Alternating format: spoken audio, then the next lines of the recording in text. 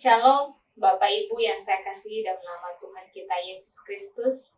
Kita bersyukur oleh karena anugerah Tuhan, kita bisa bertemu kembali melalui ibadah persekutuan pada hari ini.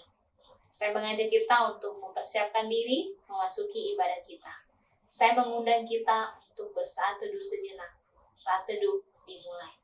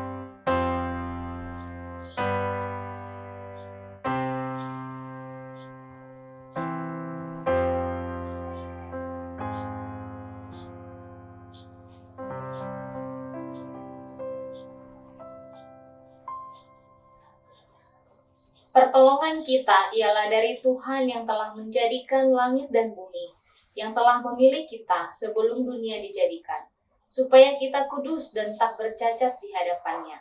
Kiranya Bapa yang Maha Kasih, Juru Selamat kita Yesus Kristus, dan penghiburan dari Roh Kudus menyertai ibadah kita ini dari awal hingga selesai. Amin. Bapak Ibu, mari kita mempersiapkan hati kita untuk memuji Tuhan. Kita menaikkan pujian El Shaddai.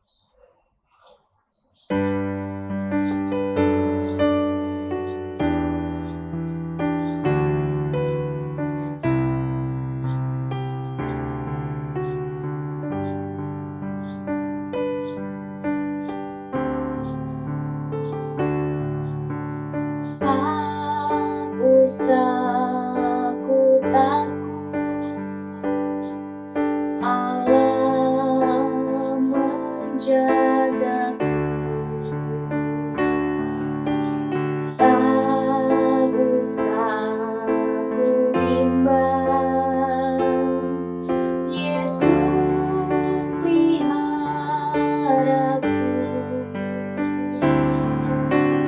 Tak usah ku susah, Roh Kudus hiburku.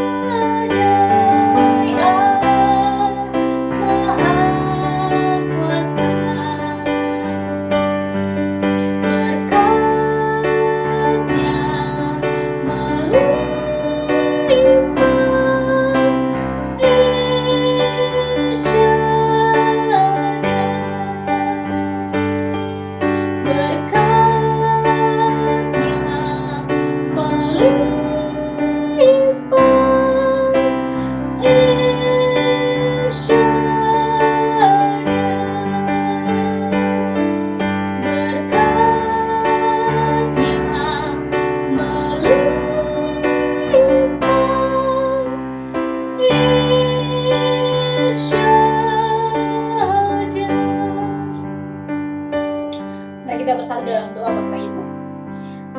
Puji dan syukur Tuhan, kami mengagungkan nama-Mu. Terima kasih buat kebaikan-Mu dan kemurahan-Mu dan kesetiaan-Mu yang selalu kami rasakan. Terima kasih ya Tuhan, di hari ini kami boleh menikmati persekutuan dengan Tuhan. Kami menyerahkan seluruh rangkaian ibadah kami dari awal, pertengahan hingga selesai. Kiranya Tuhan yang memberkati dan dapat mempermuliakan nama Tuhan. Hanya di dalam nama-Mu Tuhan Yesus kami telah berdoa dan mengucap syukur. Amin. Bapak Ibu, saat ini mari kita membaca petunjuk hidup baru. Kita membuka Alkitab kita yang terambil di dalam Kitab Nahum pasal 1 ayat 7. Kitab Nahum pasal 1 ayat 7. Saya bacakan untuk kita semua, Bapak Ibu boleh menyimaknya di dalam hati. Demikian bunyi firman Tuhan. Nahum 1 ayat 7. Tuhan itu baik, Ia adalah tempat pengungsian pada waktu kesusahan. Ia mengenal orang-orang yang berlindung kepadanya. Sekali lagi saya baca. Tuhan itu baik, Ia adalah tempat pengungsian pada waktu kesusahan. Ia mengenal orang-orang yang berlindung kepadanya. Demikian sejauh ini pembacaan firman Tuhan. Bapak Ibu, kita tahu bahwa kita adalah manusia yang berdosa di hadapan Tuhan. Allah mengenal setiap hidup kita. Maka pada pagi hari ini saya mengajak kita merendahkan diri untuk mengakui dosa dan kesalahan kita di hadapan Tuhan. Namun sebelumnya mari kita menyanyikan satu lagu, Sejauh Timur dari Barat.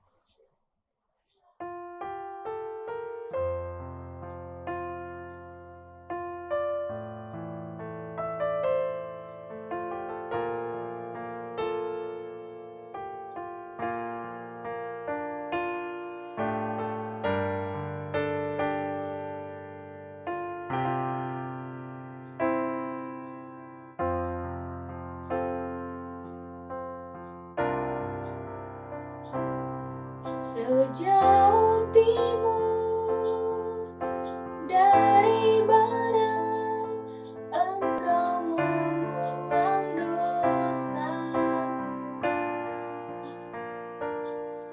Tiada kau ingat lagi pelanggaranku.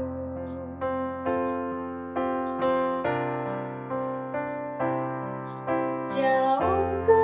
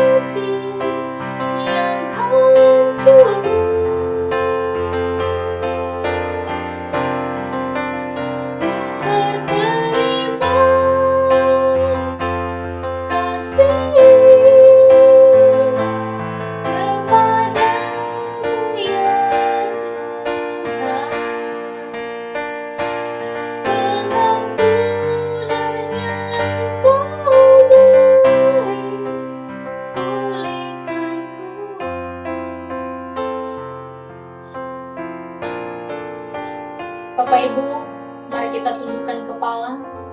Kita mengakui setiap dosa dan kesalahan kita di hadapan Tuhan. Saya berikan kesempatan kepada Bapak Ibu untuk berdoa di dalam hati.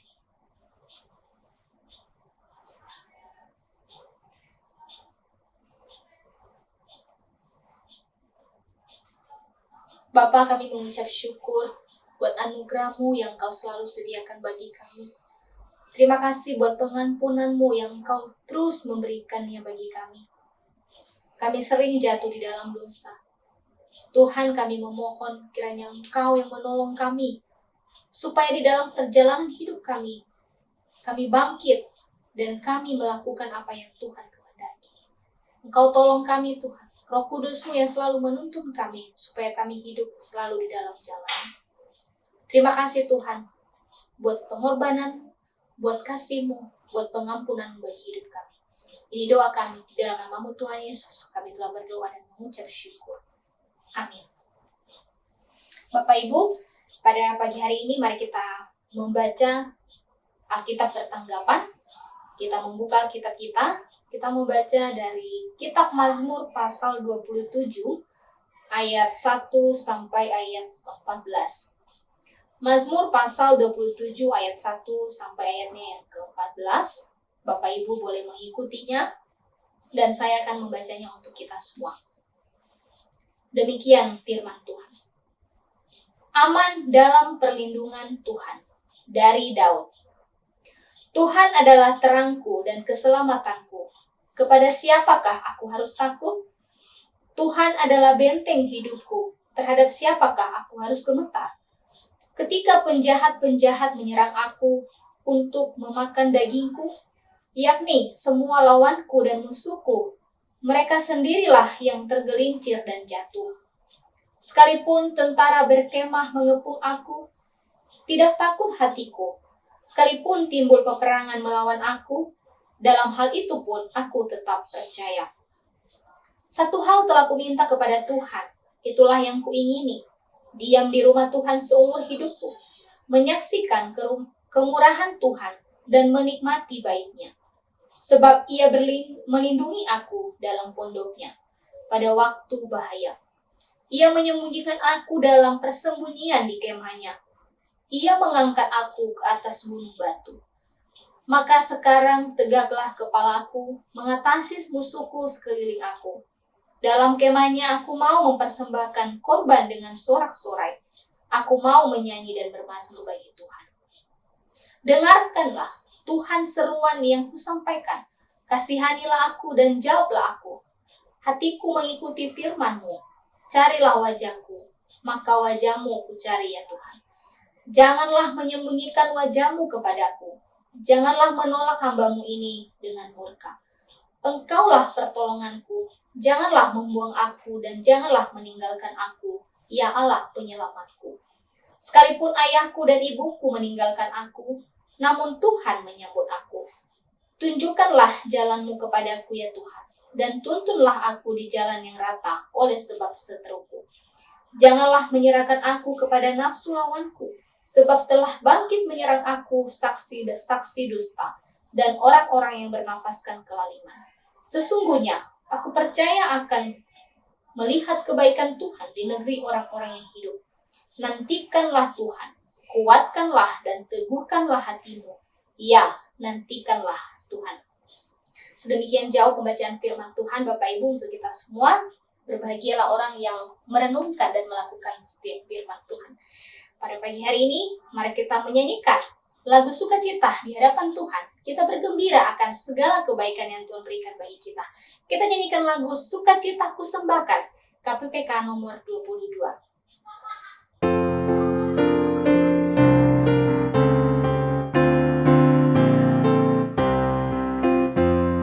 Sukacita kusembahkan padanya Tuhanku, hatiku bagaikan bunga mekarkan sinarnya. Awan maut ketakutan di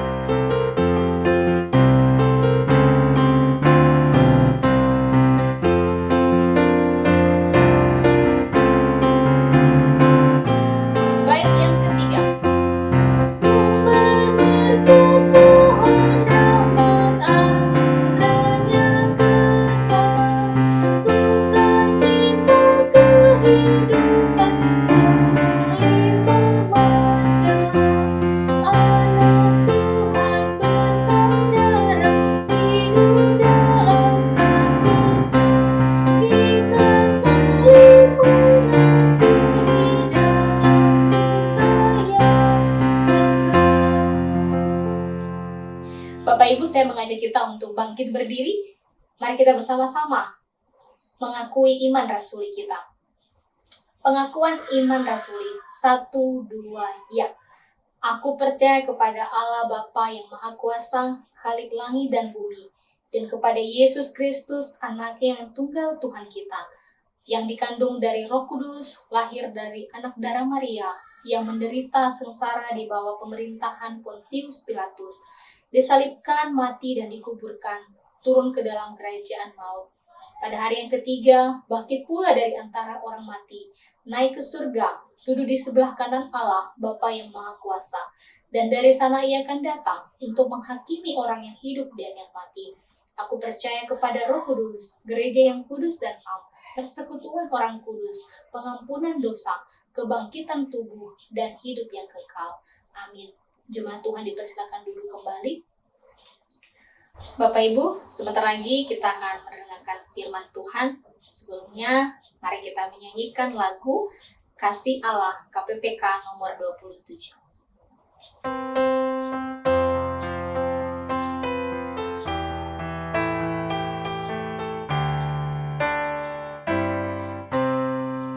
Kasih Allah amat besar yang tak dapat kulukiskan, lebih tinggi dari bintang, lebih dalam dari lautan. Meski amat besar yang mengutus anaknya, dan kita damai dengannya, dosa diampuninya.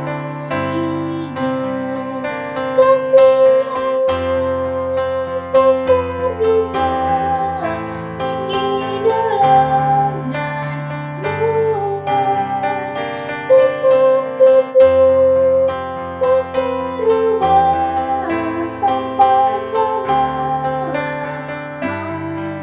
Musik saja.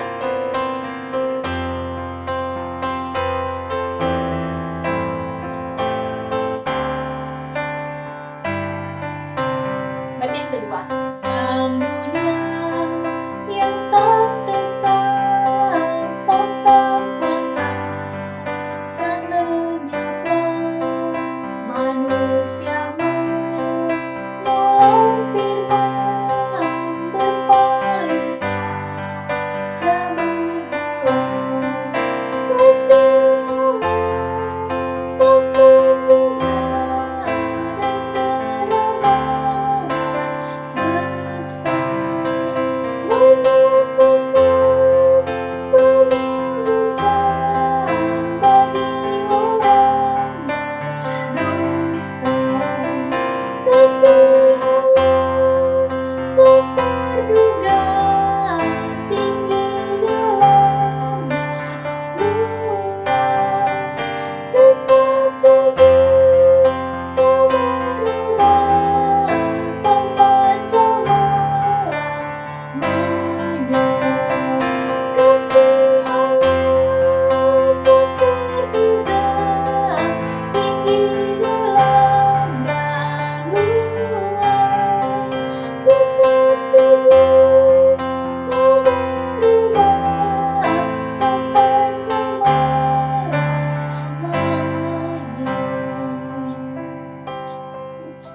Kepada hambanya saya persilakan. Shalom Bapak Ibu Saudara yang dikasihi oleh Tuhan, yang saat ini bersama-sama mengikuti ibadah live streaming dari rumah masing-masing. Bagaimana kabarnya? Saudara mungkin ada di antara kita yang saat ini sedang sakit. Saya berdoa kiranya Tuhan terus menguatkan saudara untuk melewati masa-masa sakit ini dengan terus menaruh iman dan pengharapannya kepada Tuhan. Buat kita yang saat ini sedang sehat, kita tetap bersyukur kepada Tuhan dan terus berpengharapan kepada Tuhan. Bapak Ibu Saudara yang dikasihi oleh Tuhan, pada kesempatan hari ini bersama-sama kita akan merenungkan satu bagian firman Tuhan dengan tema intervensi Allah dalam kehidupan umatnya. Kebenaran firman Tuhan pada hari ini untuk kita semua dari kitab Kejadian pasal 31 ayat 1 sampai ayat yang ke-21. Sebelum kita akan membaca dan merenungkan kebenaran ini, saya mengajak kita semua untuk mari bersama-sama kita meminta pimpinan Tuhan di dalam doa. Mari kita berdoa. Ya Tuhan, tiap jam di dalam kehidupan kami, sesungguhnya kami memerlukan Engkau yang senantiasa mengintervensi akan kehidupan kami. Pada kesempatan hari ini ya Tuhan, di hari perhentian ini, bersama-sama kami akan membaca dan merenungkan firman Tuhan. Berkati anak-anak-Mu yang saat ini mengikuti ibadah dari rumah masing-masing. Demikian juga hamba-Mu yang akan menyampaikan firman Tuhan yang telah dipersiapkan untuk kami semua. Biarlah kiranya Tuhan Engkau yang berkenan untuk memberkati kami semua. Sehingga ketika firman Tuhan diberitakan, biarlah kami sungguh-sungguh boleh fokus untuk mendengarkan Engkau berbicara kepada kami pada hari ini. Dan biarlah kehidupan kami dari waktu ke waktu senantiasa dipimpin oleh kebenaran firman-Mu. Terima kasih Tuhan, kami serahkan waktu pemberitaan firman Tuhan ini ke dalam tangan Tuhan. Biarlah Tuhan yang berotoritas di dalamnya. Terima kasih Bapa. Di dalam nama Tuhan kami, Yesus Kristus, kami berdoa. Amin. Saudara, saya akan membaca kebenaran firman Tuhan ini untuk kita semua, dan saudara silakan menyimaknya. Kebenaran firman Tuhan dari kitab Kejadian pasal 31 ayat 1 sampai ayat yang ke-21. Firman Tuhan berkata demikian, Yakub lari meninggalkan Laban. Kedengaranlah kepada Yakub, anak-anak Laban berkata demikian, Yakub telah mengambil segala harta milik ayah kita, dan dari harta itulah ia membangun segala kekayaannya. Lagi kelihatan kepada Yakub dari muka Laban, bahwa Laban tidak lagi seperti yang sudah-sudah kepadanya. Lalu berfirmanlah Tuhan kepada Yakub, pulanglah ke negeri nenek moyangmu dan kepada kaummu, dan aku akan menyertai engkau.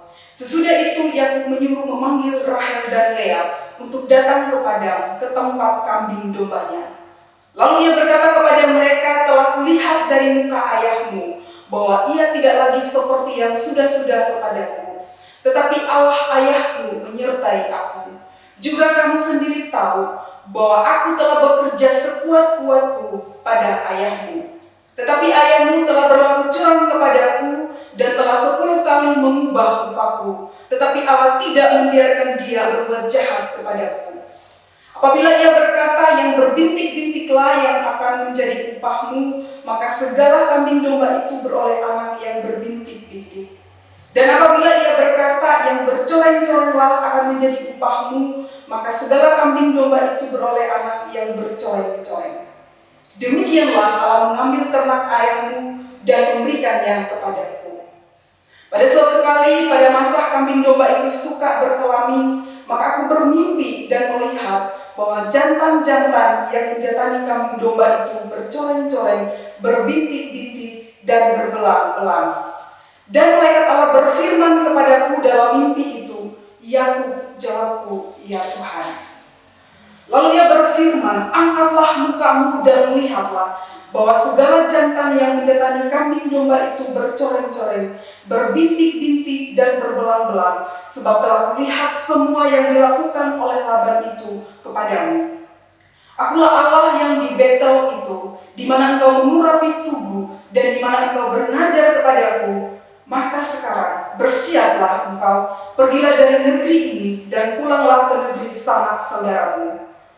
Lalu Rahel dan Lea menjawab Yakub, katanya, bukankah tidak ada lagi bagian atau warisan kami dalam rumah ayah kami? Bukankah kami ini dianggapnya sebagai orang asing karena ia telah menjual kami? Juga bagian kami telah dihabiskannya sama sekali.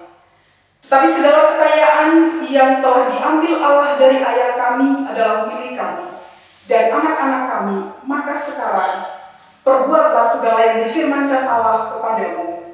Lalu bersiaplah Yakub, dinaikannya anak-anaknya dan istri-istrinya ke atas unta. Digiringnya seluruh ternaknya dan segala apa yang telah diperolehnya, yakni ternak kepunyaannya yang telah diperolehnya di padang Aram, dengan maksud pergi kepada Ishak ayahnya ke tanah Kanaan. Adapun Laban telah pergi menggunting bulu domba-dombanya. Ketika itulah Rahel mencuri terafim ayahnya. Dan Yakub mengakali Laban, orang Arab itu, dengan tidak memberitahukan kepadanya bahwa ia mau lari. Demikianlah ia lari dengan segala harta miliknya. Ia berangkat menyeberangi sungai Efrat dan berjalan menuju pegunungan Gilead. Saudara, demikian pembacaan firman Tuhan untuk kita semua pada hari ini. Tuhan Yesus berkata, berbahagialah orang yang lapar dan haus akan kebenaran, merenungkannya, berkomitmen untuk melakukan di dalam kehidupannya hari demi hari. Bapak Ibu Saudara, ketika kita memperhatikan bagian firman Tuhan ini, saudara, di antara kita pasti pernah membuat resolusi di awal tahun baru, atau ketika kita berulang tahun, atau ketika kita sembuh dari sakit penyakit, maka kita berkata kepada Tuhan, Tuhan, aku akan lakukan ini. Saudara, masih banyak hal yang kita ingin lakukan ketika Tuhan masih memberikan kesempatan atau umur panjang kepada kita semua. Tetapi pertanyaannya adalah, berapa banyak dari kita yang tetap setia untuk melaksanakan atau benar-benar melakukan resolusinya, sehingga pada akhirnya kita bisa mencapai apa yang kita ingin lakukan di dalam kehidupan kita. Tema hari ini bicara soal intervensi Allah di dalam kehidupan umatnya. Saudara, pada kesempatan ini kita masih bersama-sama membahas seri khotbah tentang kehidupan Yakub. Saya berharap Bapak Saudara tetap antusias untuk belajar firman Tuhan. Saudara, di dalam bagian firman Tuhan ini kita diarahkan untuk melihat satu kondisi yang dialami oleh Yakub ketika ia memutuskan untuk lari dari Laban mertuanya. Momen ini terjadi ketika Laban telah sepakat. Di dalam bagian firman Tuhan dikatakan, sebelumnya dikatakan, jadilah seperti perkataanmu. Atau di dalam beberapa terjemahan yang lain dikatakan, usulmu itu akan kita lakukan. Ini bicara soal apa yang diminta oleh Yakub kepada Laban pada waktu itu perihal kekayaan. Saudara-saudara, pada waktu itu dikatakan bahwa Yakub berkata kepada Laban, yang bercoreng-coreng, yang berbintik-bintik, yang berbelang-belang itu akan menjadi milik Yakub. Saudara, kita bisa melihat bahwa di dalam bagian firman Tuhan sebelumnya dari kitab yang tadi kita bacakan di dalam ayat yang ke-43 dari pasal 30 dikatakan di sana, maka sangatlah bertambah-tambah harta Yakub, dan ia mempunyai banyak kambing domba, budak perempuan dan laki-laki, unta dan keledai. Saudara, jadi ketika dia sudah memperoleh semua ternak yang diinginkan, dan ia merasa bahwa mertuanya tidak menyukai dia, di dalam ayat yang kedua dari bacaan kita hari ini, itu terlihat dari wajah Laban, maka ia memutuskan untuk lari. Untuk itu saudara, mari bersama-sama kita akan melihat seperti apa intervensi Allah dalam kehidupan umatnya, secara khusus dalam kehidupan Yakub yang juga nanti akan menjadi pembelajaran buat kita semua. Yang pertama adalah jangan memfitnah. Jangan memfitnah. Apa yang membuat seseorang memfitnah sesamanya? Kalau kita perhatikan di dalam bagian firman Tuhan ini dikatakan bahwa anak-anak Laban mengatakan bahwa Yakub telah mengambil segala harta milik ayah mereka, dan dari harta itulah ia membangun kekayaannya. Saudara, di dalam teks aslinya dikatakan bahwa Yakub membangun segala kemuliaannya dengan apa yang dia peroleh dari Laban. Tentu ini tidak benar, sebab di dalam ayat yang ke-19 dari bacaan tadi ini dikatakan bahwa adapun Laban telah pergi menggunting bulu domba. Berarti memang masih ada bagiannya Laban. Tetapi saudara, di sini anak-anak Laban mengatakan bahwa Yakub telah mengambil segala harta milik ayah kita, dan dari harta itulah ia membangun segala harta kekayaannya. Bapak Ibu Saudara yang dikasihi oleh Tuhan, tentu apa yang disampaikan oleh anak-anak Laban ini tidaklah benar. Tetapi memang pada masa itu identitas seseorang ditentukan oleh seberapa banyak kekayaan yang mereka miliki. Itu juga yang kemudian mempengaruhi cara berpikir anak-anak Laban. Ketika mereka melihat apa apa yang Tuhan nyatakan di dalam kehidupan Yakub, maka mereka berkata bahwa oh, dia ngambil semua harta milik ayah, lalu itu kemudian membuat dia menjadi seorang yang terkaya atau menjadi orang yang terhormat, termulia menurut pandangan mereka. Inilah cara berpikir orang-orang dunia akan harta. Tentang hal ini Tuhan Yesus pernah berkata, janganlah kamu mengumpulkan harta di dunia, sebab itu akan rusak bahkan dicuri. Kumpulkanlah harta di surga yang tidak akan rusak apalagi dicuri orang. Bapak Ibu Saudara, seseorang pernah mengatakan bahwa kita bekerja atau kita menghasilkan uang tanpa peduli kepada sesama kita, maka itu bukanlah hidup. Kita melakukannya untuk diri kita sendiri. Tetapi ketika kita memperhatikan orang-orang yang susah, kita diibaratkan sama seperti spon, kita cuci piring, kita menyerap energi negatif dari kehidupan orang-orang di sekitar kita, maka sesungguhnya di situ kita sedang membuat mereka untuk tidak menyerah, membangkitkan semangat mereka, maka itu hidup yang sesungguhnya. Bapak Ibu Saudara yang dikasihi oleh Tuhan, tetapi inilah yang terjadi dengan anak-anak Laban. Mereka memfitnah suaminya, yaitu Yakub. Saudara, seseorang yang memiliki kebiasaan memfitnah, maka penilaian mereka pun pasti bersifat subjektif. Hanya berpihak kepada diri sendiri, lebih mengikuti akan perasaannya, asumsinya, mengabaikan akan fakta atau unsur-unsur lain yang menyebabkan sebuah masalah terjadi. Mereka menyebarkan kabar bohong, mereka menjelekkan orang lain, merendahkan orang lain. Itulah yang terjadi dalam kehidupan seorang yang suka memfitnah. Firman Tuhan di dalam kitab Imamat pasal 19 ayat 16 dikatakan, janganlah engkau pergi kian kemari menyebarkan fitnah di antara orang-orang sebangsamu. Jangan engkau mengancam hidup sesamamu manusia, akulah Tuhan. Bapak Ibu Saudara yang dikasihi oleh Tuhan, paling tidak ada dua hal yang saya catat yang menjadi pemicu mendorong seseorang untuk akhirnya memfitnah sesamanya. Yang pertama adalah adanya iri hati. Banyak orang sadar atau tidak sadar merasa tidak suka melihat kesuksesan orang lain, baik itu dalam bidang pendidikan, pelayanan, politik, ekonomi, dan lain sebagainya. Karena dia tidak bisa melakukan apa yang orang lain lakukan, maka yang dia lakukan adalah adanya iri hati. Itu timbul dari awalnya adalah fitnah. Saudara, dengan cara seperti ini maka dia merasa hatinya terpuaskan. Padahal sebenarnya ini sesuatu yang bersifat sementara. Ini yang pertama. Lalu yang kedua, apa yang menyebabkan seseorang akhirnya memfitnah sesamanya? Yang kedua adalah adanya sifat persaingan. Katakan saja di dalam kalangan anak-anak muda, misalnya dalam hal mencari pacar gitu ya. Punya kamu gak sehebat punya saya gitu. Punya saya bisa ngajak saya jalan-jalan, bisa nonton, bisa menikmati apa yang saya inginkan gitu kan.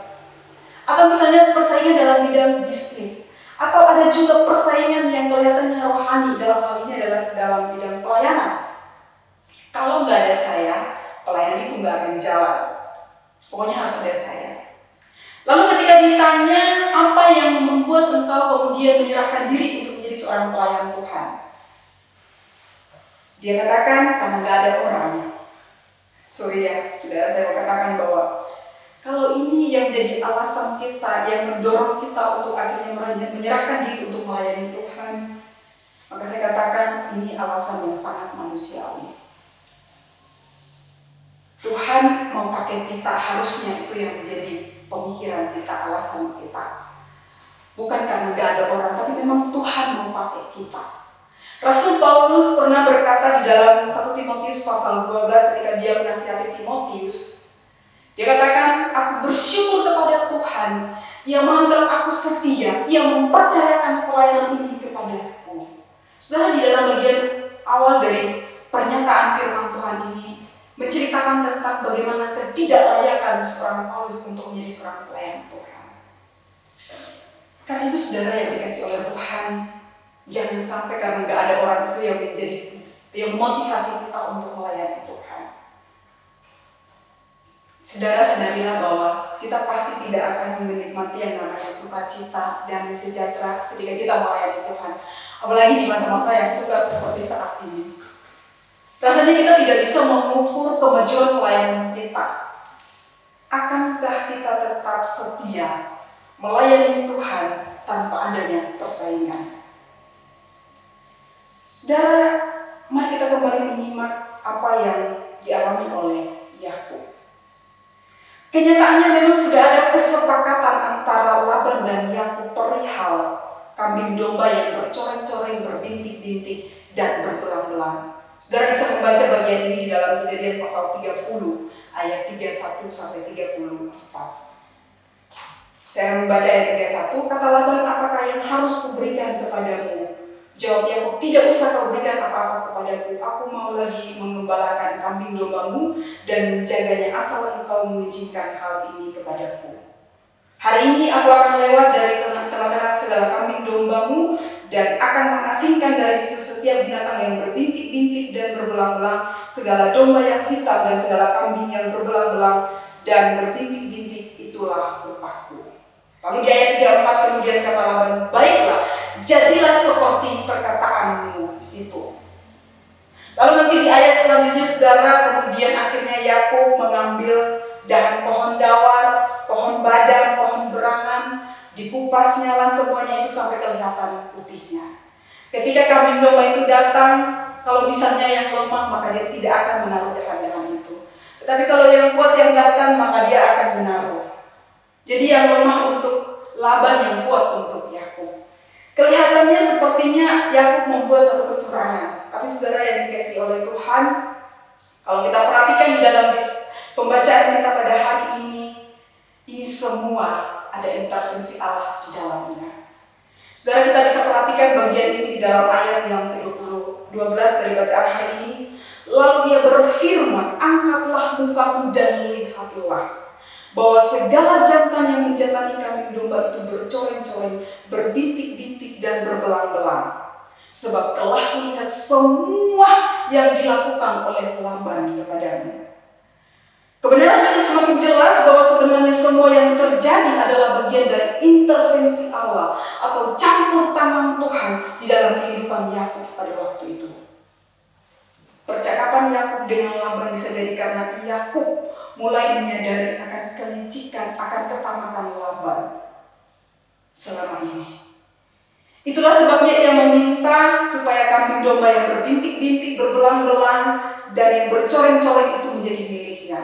Ada kesepakatan di antara mereka supaya suatu waktu jangan sampai dia berkata, oh aku telah mencurinya daripadamu. Jangan sampai itu terjadi. Dan kemudian dia merampasnya kembali. Jadi sebelum hal ini terjadi ada kesepakatan di antara Laban dan juga Yakub pada waktu itu. Bapak Ibu Saudara yang dikasihi oleh Tuhan, kita melihat bahwa di tengah kondisi yang tidak dapat dilakukan oleh manusia, disitulah Allah ikut campur tangan untuk menolong anak-anaknya.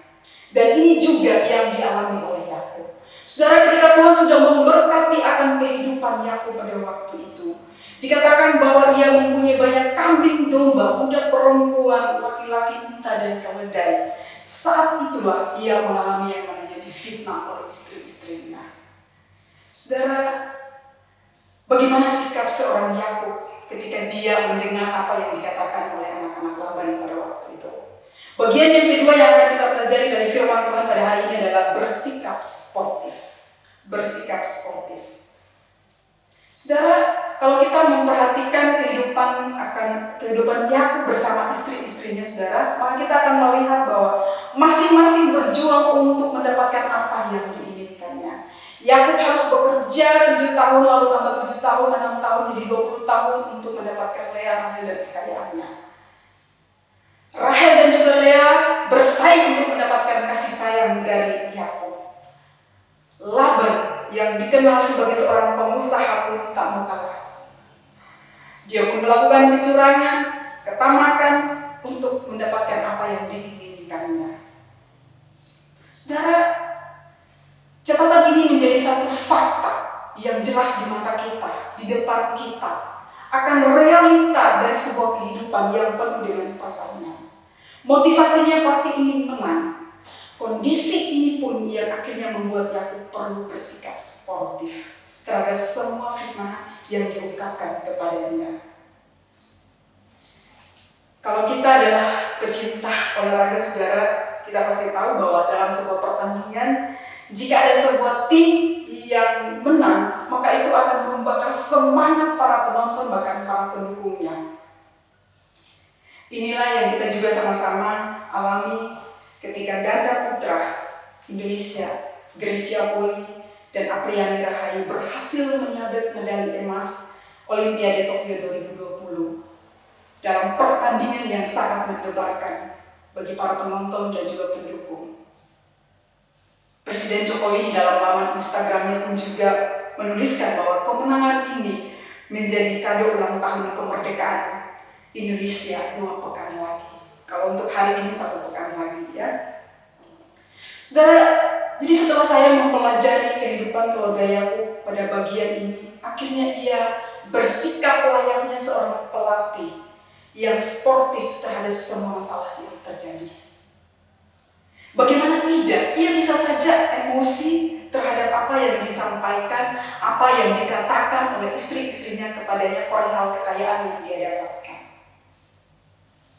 Tetapi kenyataannya kita melihat di dalam bagian firman Tuhan pada hari ini, ia kemudian memutuskan untuk memanggil mereka. Lalu kemudian ia menyampaikan apa yang selama ini dia alami, apa yang selama ini diperlakukan oleh Laban kepadanya. Dia berkata, telah melihat dari muka ayahmu bahwa ia tidak seperti yang sudah-sudah kepadaku, tetapi Allah ayahku menyertai aku.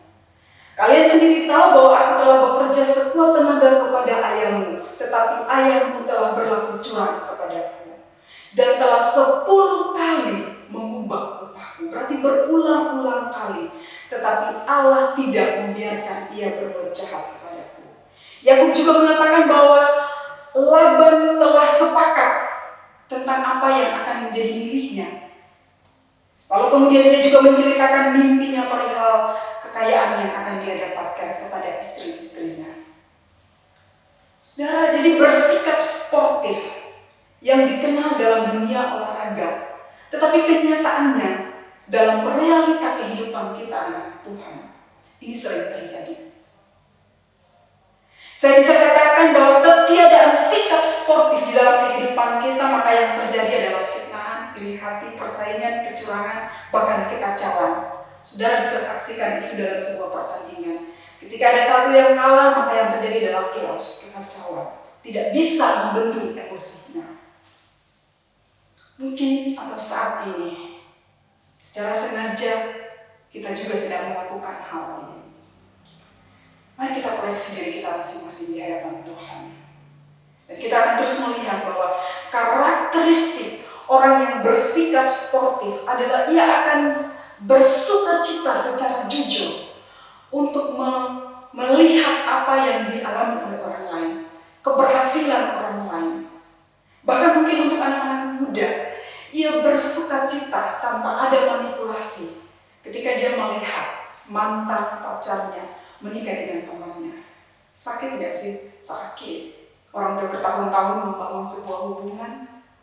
Kamu mencoba untuk merawat hubunganmu dengan penuh kasih, semampumu, bertahun-tahun, lalu kemudian dituai sama temanmu. Enggak apa-apa. Anggap aja selama ini kamu jaga jodoh orang. Enggak apa-apa, saudara. Saudara, karakteristik orang yang bersikap sportif ketika ia menang itu bukan karena kecurangan, tetapi memang benar-benar dia melakukan apa yang seharusnya dia lakukan sehingga akhirnya dia memperoleh hal itu. Tetapi tidak dapat dipungkiri bahwa belakangan ini, saudara, kita juga menemukan bahwa dunia menawarkan begitu banyak kemudahan. Gak usah belajar, nanti nyontek aja. Gak usah berdoa, jalani hidup semampunya kita aja. Toh orang yang gak percaya Tuhan juga bisa kok. Ini yang terjadi akhir-akhir ini. Saudara, ini juga yang dilakukan oleh Yakub. selama ini ia bersandar kepada pengertiannya. Dia menjalani hidupnya semampunya dia. Sekarang ia mulai sadar, ia memutuskan untuk secara jujur mengungkapkan apa yang dia alami. Persoalannya kepada istri-istrinya yang telah memfitnah dia. Yakub yang selama ini terlihat tak beraksi ketika istri-istrinya beraksi, saat ini dia mulai melakukan apa yang seharusnya dia lakukan. Ia mempresentasikan apa yang dia amati dan dia alami selama ini di rumah Laban. Ini juga dia sampaikan kepada Laban ketika Laban menjumpai dia di pegunungan Gilead pada waktu itu. Dia katakan, selama 20 tahun aku bekerja di tempatmu, kambing dombamu tidak ada yang keguguran. Saudara, apa yang dapat kita pelajari dari bagian ini? Bahwa hidup ini adalah sebuah perjuangan. Sebab itu, mari kita tetap bersikap sportif. Kalau tidak, maka itu akan menyeret kita jatuh ke dalam dosa kecurangan, iri hati, persaingan yang tidak sehat, dan lain sebagainya, mewarnai kehidupan kita. Bagian yang terakhir dari bagian firman Tuhan pada hari ini adalah mata Tuhan melihat apa yang terjadi dalam kehidupan umatnya. Mata Tuhan melihat apa yang terjadi dalam kehidupan umatnya. Saudara bisa membaca bagian ini di dalam pasal 31 ayat 12 bagian terakhir dikatakan, sebab telah melihat semua yang dilakukan oleh Laban kepadamu. Sebab telah melihat semua yang dilakukan oleh Laban kepadamu. Saudara, apa yang saudara pikirkan ketika saudara membaca atau mendengar kalimat ini? Coba pikirkan sebentar, coba renungkan sebentar. Kalau saya ketika merenungkan bagian ini, yang saya dapatkan adalah apapun persoalan, kesulitan yang kamu hadapi hari ini dan ke depan,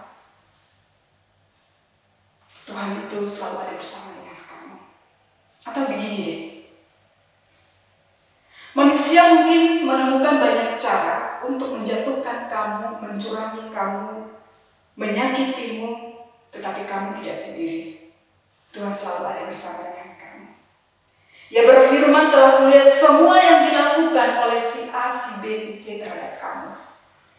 Bahkan di dalam ayat yang ke-7 dikatakan, Allah tidak membiarkan si A, si B, si C menyakitimu. Kalaupun sampai akhirnya kita harus mengalaminya, firman Tuhan berkata itu tidak melampaui kekuatan kita manusia. Saudara, 20 tahun itu bukan waktu yang singkat untuk Yakub. Tapi saudara bisa melihat selama 20 tahun, sepertinya Yakub menjalani hidup seperti yang tadi saya katakan, bahwa dia bersandar kepada pengertiannya sendiri. Tentu ini tidak terlepas dari didikan ibunya ketika dia masih muda. Nanti setelah di akhir dari perjuangannya di rumah Laban, dia baru menyadari, bisa jadi ini adalah puncak dari kejayaan seorang Yakub. Ketika dia memperoleh semua itu, maka dia mengalami yang namanya iri hati dan istri-istri. Dalam kondisi inilah ia baru ingat akan Allah yang disembah oleh ayahnya. Saudara, saya pikir berapa lamanya kita hidup tidak menjadi soal. Dan itu juga sebenarnya penting. Tapi yang lebih penting adalah bagaimana kita menjalani hidup ini bersama dengan Tuhan. Jangan sampai terjadi seperti yang dialami oleh Yakub. Faktanya biasa ketika kita ada dalam keadaan yang sulit, kita seolah-olah makin dekat sama Tuhan. Setiap waktu kita menyembah Tuhan, kita berdoa, dan kita semakin dekat dengan Tuhan. Hadirat Tuhan seakan-akan hadir dalam hidup kita setiap waktu. Atau sebaliknya ketika kita menjalani masa-masa kejayaan, disitulah kita merasa akan lebih mudah kita bersyukur kepada Tuhan. Cuma kita yang tahu. 20 tahun dalam hitungan kita lama sekali, tetapi buat Tuhan itu cukup. Kita melihat bahwa dari bacaan ini, Allah kembali memperbaharui akan janji Yakub kepada Tuhan. Pengalaman kehidupan Yakub bisa menjadi cerminan atas kehidupan kita anak-anak Tuhan pada masa ini. Saudara, tadi di bagian pendahuluan saya katakan bahwa berapa banyak dari yang sering membuat resolusi ketika memasuki tahun baru atau ketika kita berulang tahun, kita minta doakan supaya saya sehat dan saya bisa lakukan ini dan ini, gitu kan? Atau misalnya kita katakan, Tuhan, kalau anak saya sehat, maka saya akan tetap setia kepada Tuhan, beribadah kepada Tuhan setiap hari Minggu, atau mengikuti persekutuan-persekutuan yang ada. Saya akan menutup toko saya dan tetap setia mengikut Engkau. Atau ketika kita menjalani sebuah wawancara dari sebuah perusahaan, kita bilang sama Tuhan, Tuhan, kalau aku diterima bekerja di sini, maka aku akan memberikan perpuluhan tanpa bolong. Atau kalau aku lulus Tuhan, maka aku akan mempersembahkan hidupku untuk melayani Tuhan sejak aku masih muda. Saudara, ini juga yang dilakukan oleh Yakub. Di dalam kitab Kejadian pasal 28 ayat 20-22, dikatakan di sana dia berjanji bahwa jika Tuhan menyertai dia untuk kembali ke rumah ayahnya, maka ia akan memberikan 1/10 dari apa yang diberikan Tuhan kepadanya. Saking lamanya mengadu nasib, khususnya dalam hal cinta, ia benar-benar lupa dengan apa yang pernah ia katakan kepada Tuhan. Mungkin ini juga yang terjadi dalam kehidupan kita. Bapak Ibu Saudara yang dikasihi oleh Tuhan, kalau kita perhatikan yang membuat Yakub akhirnya memutuskan untuk lari, itu hanya karena ia melihat wajah mertuanya tidak seperti yang sudah-sudah. Dalam beberapa terjemahan yang lain dikatakan bahwa Laban tidak menghargai Yakub. Laban marah kepadanya. Sepertinya tidak ada lagi harapan untuk Yakub. Itulah sebabnya dia memutuskan untuk pergi. Saudara, mungkin kita berpikir, ya elah, wajar aja hari ini marah, besok juga oke. Besok juga baik kok, ngapain sih harus pergi? Tapi itulah yang dipakai oleh Tuhan untuk kemudian menjadi jalan pembuka, memperbaharui kembali akan janji Yakub kepada Tuhan. Yakub pernah bernajar kepada Tuhan. Bernajar artinya dia berjanji untuk melaksanakan apa yang akan terjadi dalam hidupnya jika Tuhan memberkati dia, jika Tuhan menyertai dia. Bernajar atau tidak bernajar itu bukan soal dan juga tidak membuat kita jatuh dalam dosa. Yang menjadi soal adalah kita bernazar tetapi kita tidak menepatinya. Saudara, apa yang dapat kita pelajari dari bagian ini?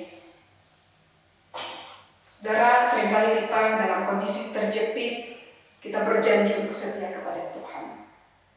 Tetapi ketika kita sampai kepada puncak kejayaan atau kesuksesan, kita lupa akan janji kita kepada Tuhan. Ini yang terjadi dengan Yakub. Tapi bersyukur jika Tuhan memperbaharui akan janji itu dengan berbagai modal. Pertanyaannya adalah, apakah kita peka akan apa yang Tuhan nyatakan dalam kehidupan kita untuk memperbaharui kembali janji kita kepada Tuhan? Karena itu saudara, untuk hari ini dan seterusnya, sekecil apapun, mungkin itu hanya sebesar kelinker yang kecil dan membuat kita tersandung, mungkin apapun itu. Mari bersama-sama kita berpikir untuk merenungkan apa maksud Tuhan dalam hidupku. Mungkin seperti kondisi yang kita alami bersama-sama pada saat ini, pandemi COVID-19. Kita tidak pernah menyangka bahwa ini akan terjadi. Tapi kita bersyukur jauh sebelum pandemi ini, Tuhan telah berfirman. Anak darah itu akan mengandung dan melahirkan seorang anak laki-laki dan akan menamai dia Immanuel, yang berarti Allah menyertai kita. Dia itulah yang kita kenal di dalam diri Yesus Kristus, telah datang ke dalam dunia untuk menjadi juru selamat kita. Sebab itu saudara, di dalam keadaan apapun, seperti yang dialami oleh Lea dan Rahel, mereka katakan kami tidak punya apa-apa lagi, kami dianggap sebagai orang asing, kami dijual, kami tidak mendapat bagian di rumah ayah kami. Jangan lakukan seperti yang dilakukan oleh Rahel. Sebelum meninggalkan rumah ayahnya, ia mencuri terafim ayahnya. Saudara, mengapa Rahel mencuri terafim ayahnya?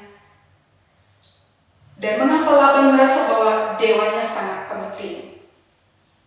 Ada seorang menuliskan bahwa memiliki dewa di rumah ayahnya.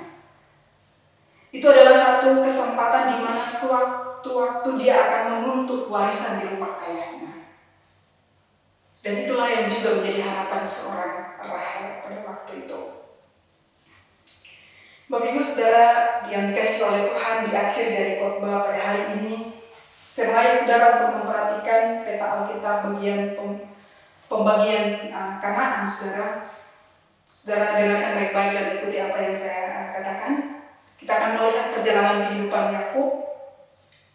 Dia dari Berseba, lalu kemudian dia sampai ke Betel. Di sinilah dia bernazar. Lalu kemudian dia melanjutkan perjalanannya sampai ke Aram. Di sana dia tinggal sekitar 20 tahun. Lalu kemudian dia lari dari Laban. Dia sampai ke pegunungan Gilead. Di situ diikuti oleh Laban. Dia turun lagi ke daerah Yabok. Lalu kemudian dia turun lagi, saudara, ke daerah di daerah inilah, saudara, dia meminta beberapa utusan untuk menemui kakaknya Esau pada waktu itu. Nah, saudara-saudara, ketika kakaknya itu datang menghampiri dia sangat ketakutan begitu. Tuhan, Engkau yang bilang aku untuk pergi.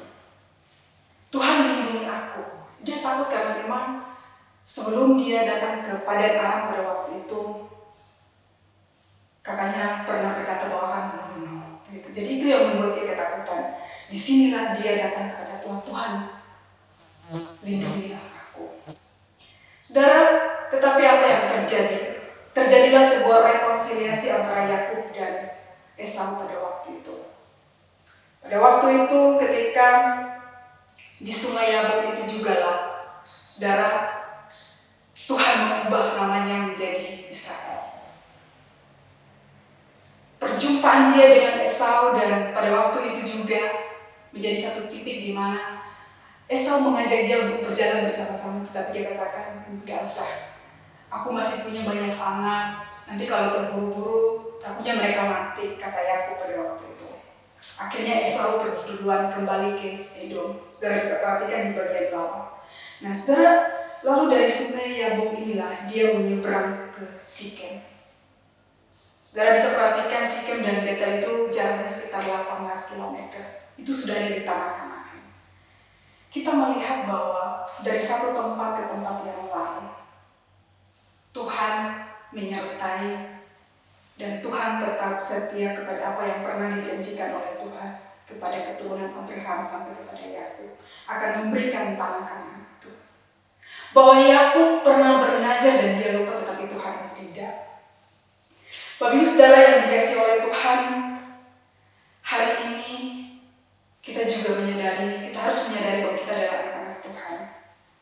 Kemanapun kita pergi, Tuhan mau supaya kita terus-menerus menjalani hidup takut akan Tuhan. Kita melihat bagaimana kehidupan seorang Yakub. Dia memutuskan untuk lari tanpa ada kesepakatan dengan Laban pada waktu itu. Dia lakukan itu karena memang Tuhan yang memberikan perintah. Bagaimana dengan kita hari ini? Saudara, Yakub akhirnya kembali ke tanah Kanaan. Hari ini ketaatan kita tidak menuntut kita untuk masuk ke tanah Kanaan seperti yang dialami oleh Yakub. Tetapi yang jelas adalah Tuhan berfirman bahwa setiap orang yang percaya kepadaku akan beroleh hidup yang kekal dan menikmati surga.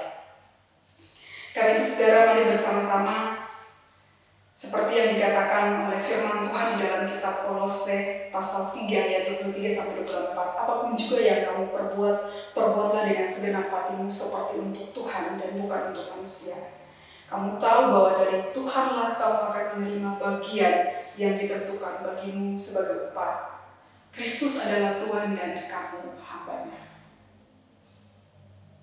Mari bersama-sama kita berdoa. Tuhan, terima kasih untuk firman-Mu pada hari ini. Kami sungguh bersyukur dan berterima kasih karena Engkau Allah yang terus mengintervensi akan kehidupan kami. Ya Tuhan, sadar atau tidak sadar, tetapi intervensi-Mu terus Engkau nyatakan dalam hidup kami. Karena itu hamba berdoa untuk anak-anak-Mu yang telah mendengarkan firman-Mu. Tuhan, tolong kami supaya kami sungguh-sungguh mendengar dan melakukan firman-Mu. Berkati anak-anak-Mu yang saat ini sedang bergumul masalah kesehatan. Tuhan, Engkau kuatkan dan berkatilah setiap upaya yang mereka lakukan. Yang saat ini bergumul masalah ekonomi keuangan, Tuhan, Engkau bukakan jalan keluar kepada mereka. Yang saat ini bergumul bagaimana menolong anak-anaknya belajar online dari rumah masing-masing, Tuhan berikan hikmat kepada mereka. Banyak persoalan-persoalan yang anak-anakmu hadapi akhir-akhir ini. Biarlah kiranya firman-Mu pada hari ini meneguhkan iman mereka bahwa ada tangan Tuhan, mata Tuhan terus memperhatikan apa yang terjadi dalam kehidupan anak-anak-Mu ini. Terima kasih Tuhan untuk firman-Mu pada hari ini. Berkati kami dan meteraikan firman-Mu dalam hidup kami semua. Di dalam nama Tuhan Yesus kami mengucap syukur dan berdoa. Amin.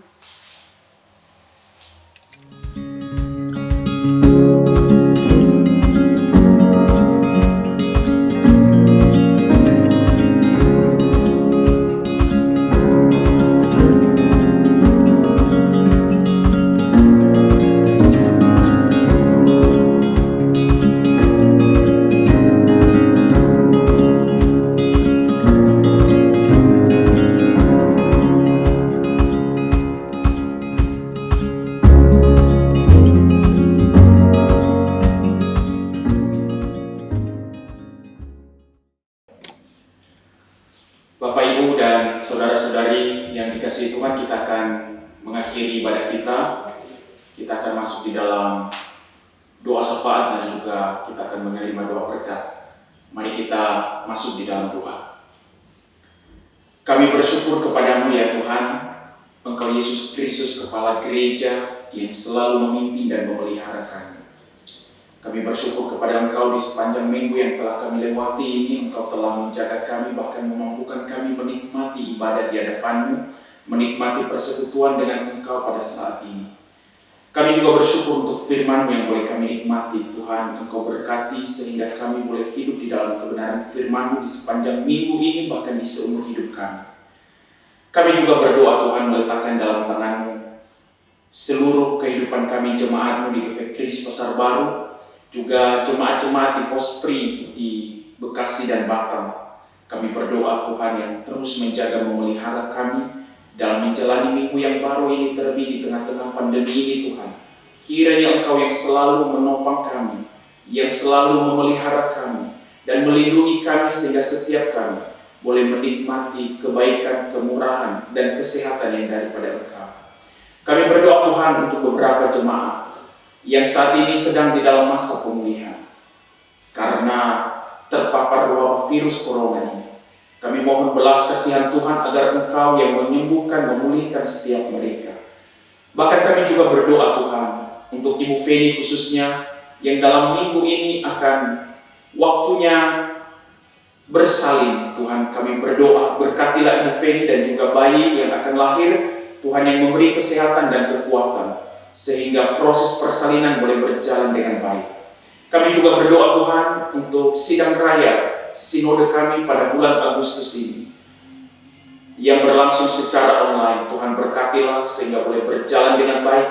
Setiap majelis sinode yang akan terpilih nantinya, Tuhan yang memberkati mereka di dalam melaksanakan tugas dan tanggung jawab ke depan. Kami juga berdoa buat bangsa dan negara kami Tuhan di tengah-tengah pandemi ini. Tuhan, jaga terus bangsa kami. Kami sudah melihat bagaimana pekerjaan Tuhan di dalam memulihkan bangsa kami. Di dalam berita-berita yang kami dengar, Engkau Tuhan telah menunjukkan kasih-Mu sehingga penyebaran ini boleh semakin hari semakin turun. Maka kami terus berharap kepada Tuhan karena hanya Engkau satu-satunya pertolongan kami. Kiranya Tuhan yang terus memulihkan bangsa kami dan menolong bangsa kami sehingga Tuhan kami boleh melihat kehidupan yang lebih baik di hari-hari yang ada di depan kami. Kendalikan penyebaran wabah ini dan Engkau pun Tuhan yang terus memberikan kesehatan bagi seluruh masyarakat Indonesia. Kami juga berdoa khusus kota Jakarta di mana kami tinggal. Tuhan, Engkau terus yang menolong memelihara kota ini agar penyebaran wabah virus di kota ini pun semakin terkendali sehingga kehidupan aktivitas yang normal boleh kembali, sehingga kehidupan aspek ekonomi, pendidikan, seluruh aspek kehidupan boleh berjalan kembali dengan baik. Terima kasih Tuhan. Kami pun akan memasuki minggu yang baru ini. Kami pun akan terus memohon kiranya rahmat dan kasih setia-Mu terus melimpahi kami setiap jemaat-Mu. Kami juga tidak melupa membawa persembahan kami sebagai ucapan syukur kami, Tuhan. Kiranya Tuhan yang menguduskan dan memberkatinya sehingga menjadi hormat kemuliaan bagi nama-Mu. Hanya di dalam nama-Mu Tuhan kami Yesus Kristus kami berdoa, dan yang telah mengajar kami berdoa demikian. Bapa kami yang di surga, dikuduskanlah nama-Mu, datanglah kerajaan-Mu, jadilah kehendak-Mu. Di bumi seperti di surga, berikan kami pada hari ini makanan kami yang secukupnya. Dan ampunilah kami akan kesalahan kami seperti kami juga mengampuni orang yang bersalah kepada kami. Dan janganlah membawa kami ke dalam pencobaan, tetapi lepaskanlah kami daripada yang jahat. Karena Engkau yang punya kerajaan dan kuasa dan kemuliaan sampai selama-lamanya. Amin. Saudara-saudari yang dikasihi Tuhan, pulanglah. Arahkanlah hatimu kepada Tuhan dan terimalah berkat-Nya. Tuhan memberkati engkau dan melindungi engkau. Tuhan menyinari engkau dengan wajah-Nya dan memberi engkau kasih karunia.